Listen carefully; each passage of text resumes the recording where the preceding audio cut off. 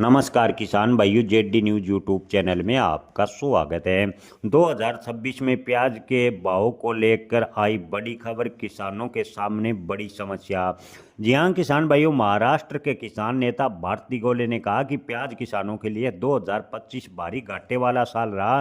किसान संगठनों का आरोप है कि उत्पादन लागत 22 से 25 रुपए प्रति किलो आती है, जबकि किसानों को 2025 में प्याज के भाव 8 से 15 रुपए के बीच मिलते रहे।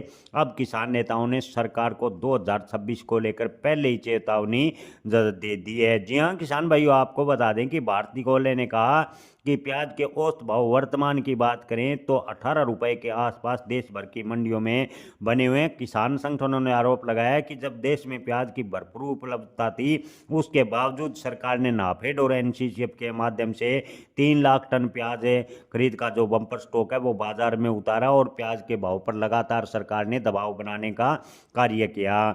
भारती गोले ने कहा कि स्टॉक का इस्तेमाल किसान और उपभोक्ताओं को राहत देने के बजाय कुछ खास लोगों को फायदा पहुंचाने के लिए किया गया।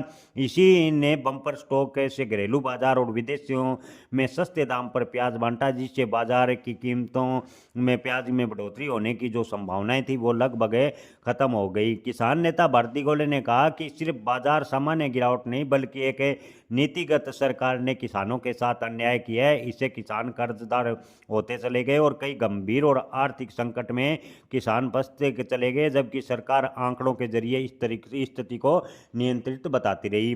जी हां किसान भाइयों, किसान नेता भारती गोले ने सरकार पर आरोप लगाया कि सरकार नीतिगत अन्याय प्याज किसानों के साथ कर रही है। Maharashtra state onion producers and formation association सरकार के सामने कई मांग रखी है। सरकार ने कहा है कि बम्पर स्टॉक की खरीद और वितरण की हाई लेवल जुडिशियल की जांच की जाए। 2025 में प्याज खरीदी में बड़ा घोटाला हुआ है।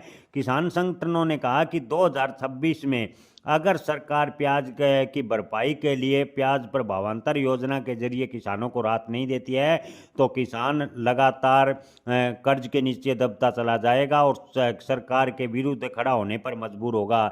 यानी किसानों ने हड़ताल की सरकार को चेतावनी दी है।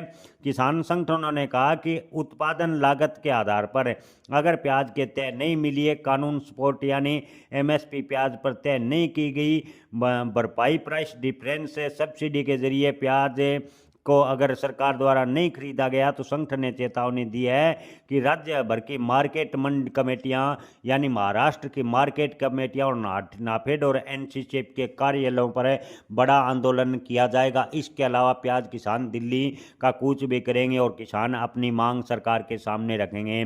किसान संगठनों ने चेतावनी दी है कि प्याज को लेकर सरकार स्पष्ट पॉलिसी बनाए ताकि 2026 में प्याज के भाव किसानों को ठीक मिल सके। किसान भाइयों, आपको क्या लगता है, क्या किसान संगठनों की चेतावनी के बाद प्याज के भाव में तेजी बनेगी? अपनी राय कमेंट में जरूर बताएं। जय किसान, धन्यवाद।